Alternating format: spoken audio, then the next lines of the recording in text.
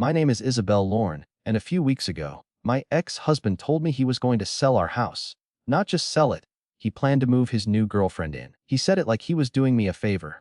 Emily needs stability, he told me. As the homeowner, I think it's best to move on. What he didn't know was that I had never left anything up to chance. He thought I was the same woman who walked out of that house 6 months ago with nothing but a suitcase and silence. But silence is never empty. Sometimes, silence is preparation. Sometimes, it's the sound of a storm gathering. And when the day came for him to sign those papers, I handed him something he never expected. A single document that turned his little power play into the biggest mistake of his life. We bought the house 4 years into our marriage. Well, technically, he bought it. The deed had only his name on it. But the down payment, that was every last dollar from my savings account. I didn't care at the time. I believed in marriage. I believed in us. While Darren was unemployed trying to find himself, I worked 2 jobs. Therapist during the day, waitress on weekends. Every sore foot, every missed birthday, every night I came home smelling like coffee and exhaustion, I told myself it was worth it. We were building a life, a future, a home. When Darren suggested putting the house in his name, for mortgage reasons, I didn't even hesitate. I trusted him. That house was more than wood and walls. It was the first space that felt like mine since I was a kid. I picked up every tile in the kitchen.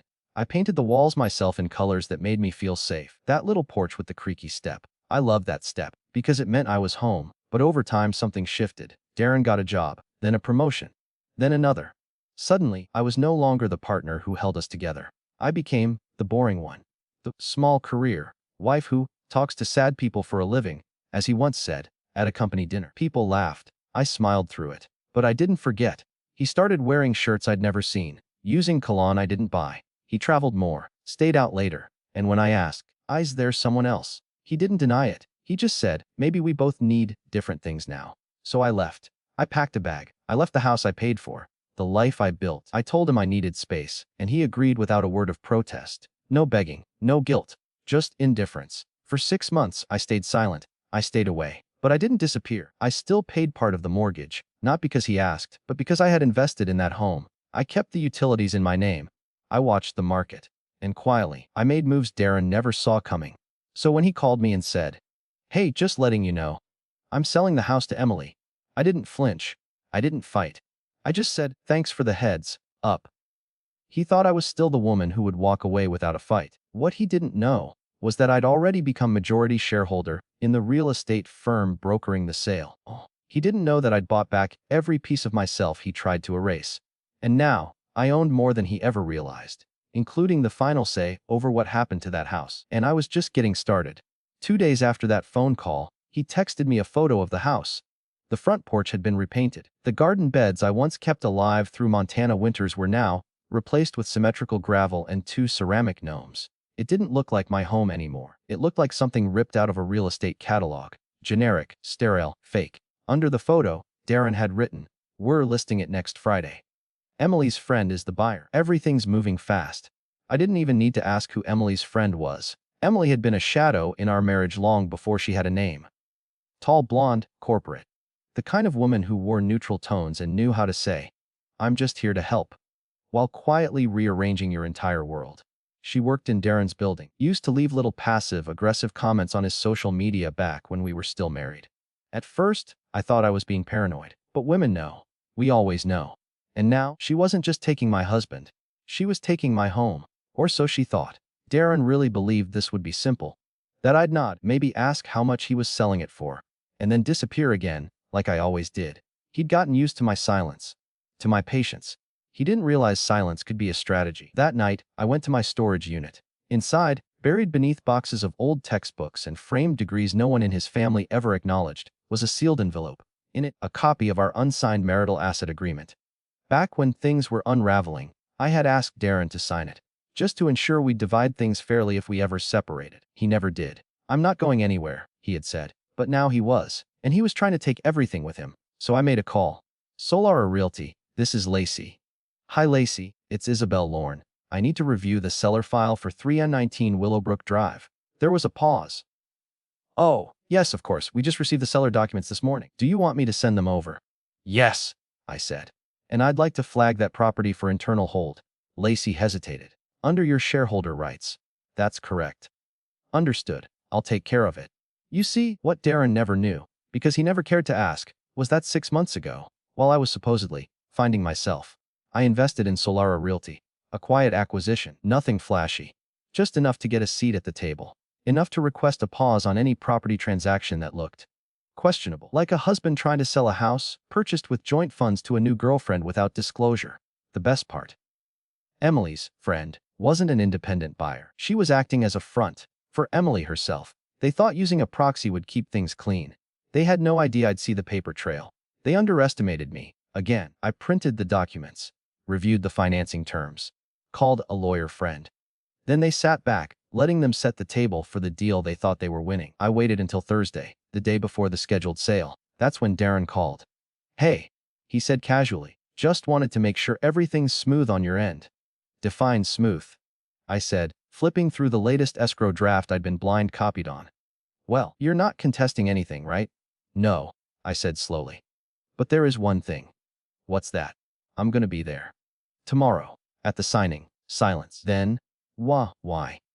I just want to make sure Emily's friend gets exactly what she's paying for. Another pause. Then forced laughter. You don't need to do that, Izzy. It's all handled. You haven't even lived there for half a year. And yet, I replied, I still remember the foundation better than anyone else. He didn't reply. He thought I was bluffing. He had no idea the document sitting in my bag would flip the entire room on its head. Tomorrow, Darren would learn what it felt like to be blindsided by the woman he thought had nothing left to say. Friday morning, crisp blazer, neatly pinned hair, and a plain black folder. Thin, quiet, deadly. I walked into the Solara Realty conference room at 9:01 a.m. The receptionist didn't even blink when I gave her my name. She just smiled and gestured to the glass-walled room at the end of the corridor. They're all waiting for you, Ms. Lorne. I stepped in. Darren was seated at the table, legs casually crossed like a man who thought he owned the room. Emily was beside him, flipping through glossy brochures about marble countertops and tax deductions. Her outfit was business casual perfection. Structured blazer, nude lipstick, soft curls. She looked up when I walked in and smiled, that kind of rehearsed, tight-lipped smile women give each other when they're pretending not to size each other up. Oh, she said brightly. You must be Isabel. Correct? I replied, setting my folder down. And you must be Emily's friend. Her eyes flickered. Just once, Darren stood up. Izzy, I thought you weren't coming. I changed my mind, I said, and I brought documentation. The agent assigned to the transaction, Beth, mid-30s, professional but visibly nervous, cleared her throat. Well, we're just waiting on a few signatures. Once the final disclosures are reviewed. There's going to be a delay. I interrupted gently. I've placed a temporary hold on this property. Emily blinked. I'm sorry, what? I opened the folder, pulled out the letter, slid it across the table to Beth. Per my rights as a controlling shareholder of Solara Realty, I'm flagging this file for internal legal review. Beth paled. Darren looked confused. Emily stiffened. What do you mean, shareholder? Darren asked, his voice rising just slightly. I bought 26% of Solara 6 months ago, I said calmly. Did you think I just went hiking after we separated? Beth scanned the letter and nodded slowly. This is valid. We'll need to suspend the transaction for at least 14 business days pending compliance review. Emily turned to Darren. You told me she had no stake in the house. He looked like a man whose steering wheel just came off mid-traffic. She doesn't. It's under my name. I leaned forward. It was our house, Darren. I paid over 70% of the down payment and over half the mortgage for 4 years. There's a paper trail, receipts, witnesses. Emily's lips parted, ready to argue. But I wasn't done. And you remember this. I pulled out a second document. The unsigned marital asset agreement. Darren stared at it like it was radioactive. You never signed it, which legally means all shared marital property defaults to a 50-50 assumption under state law, including equity in the house. Beth looked like she wanted to melt into the floor. I sat back, letting it settle. Letting them settle. Darren was pale. Emily was frozen. I wasn't planning to fight you, I said softly. I really wasn't. But then you tried to sell the house I built, behind my back, to your mistress, using her friend as a front. And you thought I wouldn't notice. Darren swallowed hard. I didn't think it mattered anymore. Oh, I smiled. It matters. There was a pause. The kind of pause you only get in rooms where people finally realize they've lost control. And then I stood up. I'm not blocking the sale, I said. You're free to move forward. Once we finalize valuation, division of proceeds, and remove any hidden third-party interests. Emily's face darkened. Or, I added, tilting my head toward her, You can try buying from someone else, but I hear the market's brutal for buyers trying to play games with someone else's foundation. Beth looked down at her notes. Will, reschedule. I'll notify legal. Thank you, I said, gathering my folder. Oh, and Darren? He looked up stunned. You can repaint the walls, but you can't erase who laid the bricks. Then I walked out, not angry, not vindictive, just done. And from the way the room went silent behind me, I knew they weren't just blindsided. They were buried. The next morning, I returned to the house, alone. The lock hadn't changed. He'd assumed I wouldn't want to come back, which was perfect, because I didn't come to ask for anything. I came to look. And God, it was surreal. Same layout. Same light streaming through the living room windows. But the energy, completely different, colder, sharper, like someone had gutted it and filled it with Pottery Barn aesthetics and zero soul. In the kitchen, the ceramic bowl I had once picked up at a local fair was still there, now filled with fake lemons. That bowl used to hold bruised peaches and handwritten grocery lists. Now it was a prop in someone else's fantasy. I walked from room to room like a ghost in my own life. Not haunted, just observing the places where I had once mattered, and how quietly I had been erased. And yet, as I stood in what used to be my therapy nook, an alcove with soft chairs and books stacked like confidence, I didn't feel rage, I felt clarity. He had tried to sell the house. But what he really tried to do was sell the story that I never belonged in it to begin with. And that wasn't just business. That was personal. So I sat down, right there, on the floor, and opened my laptop. The first thing I did was finalize the valuation request. An independent auditor would assess the home, and based on my proof of investment, I would be entitled to 50% minimum, likely more. That was non-negotiable. Next, I called Hannah. Hannah is a structural therapist who used to rent office space from me when I had my tiny private practice. She picked up on the second ring. Isabel, I want to open something again, I said. But this time, it won't be small. I told her my plan. I told her I wasn't just taking back a house. I was going to turn it into a center, a space for healing. For women, for the discarded and discredited. Hannah was quiet for a moment. Then she said, you just gave me chills. We made a list of names. Lorne Haven. The Hearth. Room 26 named after the percentage of Solara I had acquired.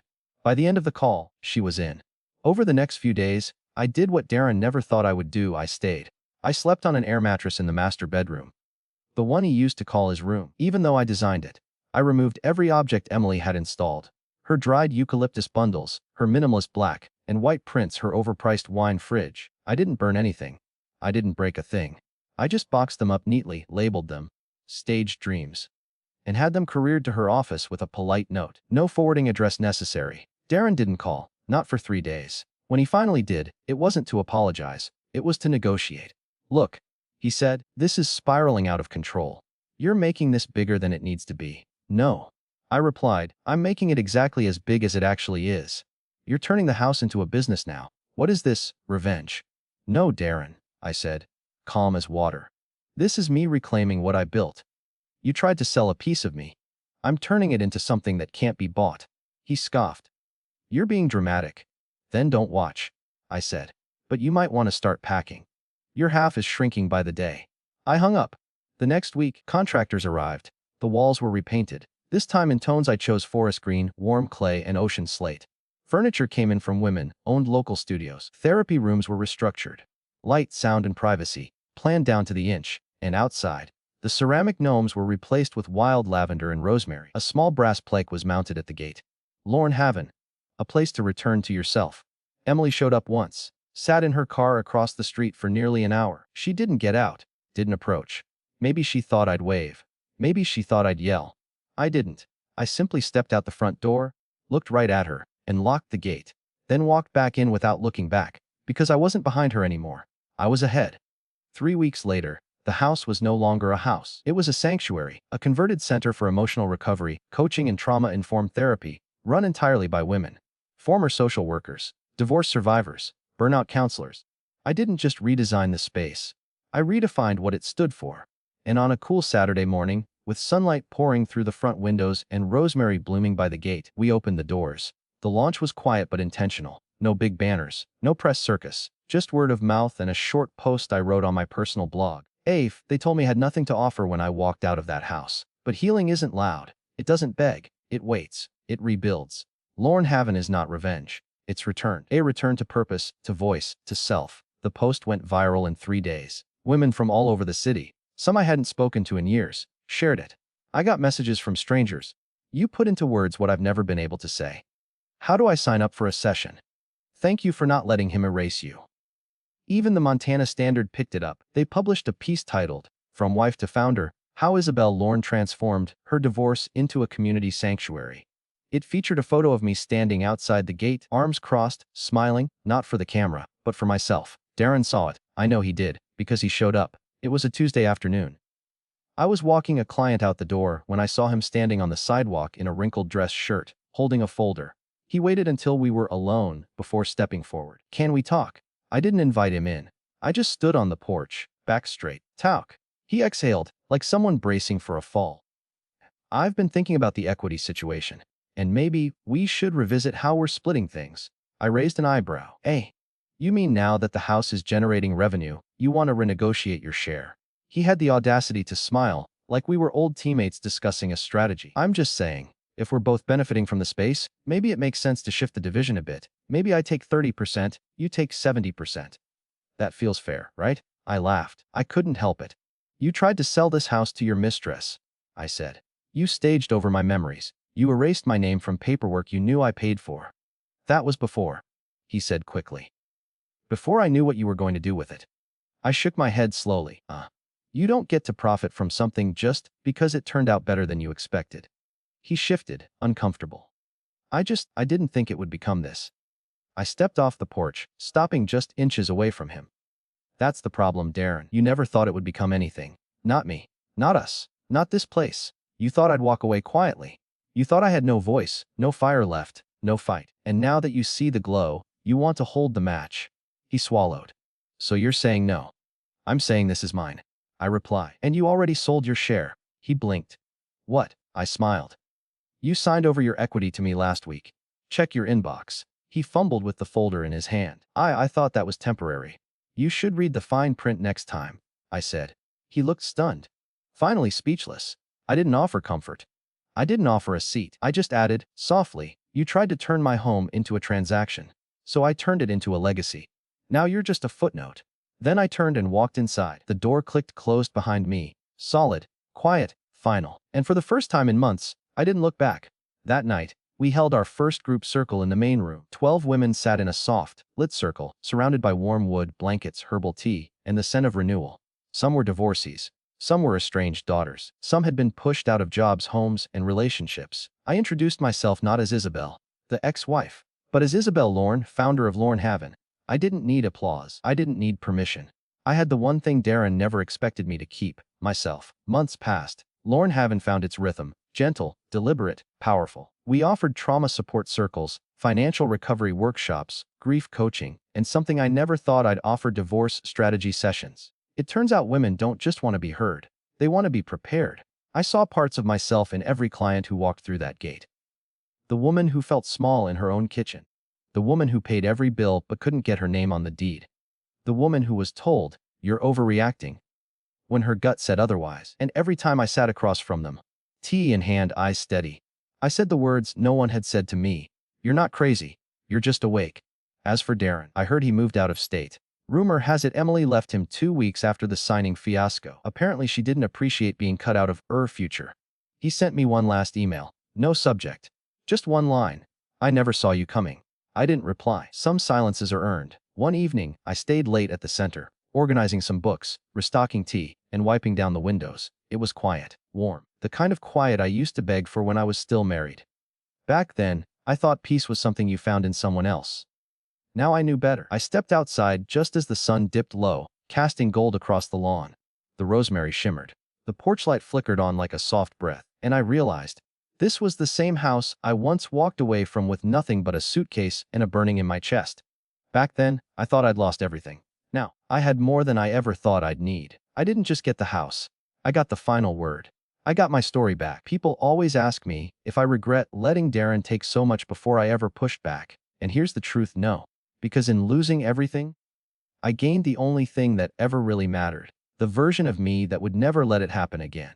So if you're reading this, if someone once tried to write you out of your own story, if they called you dramatic, too emotional, too sensitive, too not enough, let them underestimate you. Let them believe they've seen the last of you. Then go quietly. Rebuild everything they thought they buried. And when they come back, not if, when, don't scream, don't beg, don't try to prove your worth. Just open the door long enough to say, this is what you almost had, and will never touch again. Then close the door, softly, without a sound, because sometimes the most powerful kind of revenge is peace.